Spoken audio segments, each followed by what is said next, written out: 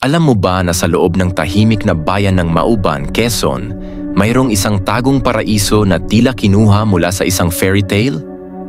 Isa itong lihim na dinarayo ng mga mahilig sa kalikasan, ang Alitap Falls.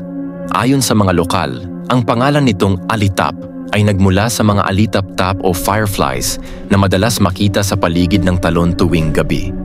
Isipin mo yun, habang bumabagsak ang malamig na tubig mula sa talon, nagkikislapan ng liwanag ng maliliit na nilalang na parang may mahiwagang palabas. Pero hindi ito basta-basta mapupuntahan. Kailangan mong maglakbay sa maputik na daan at maglakad sa makapal na gubat.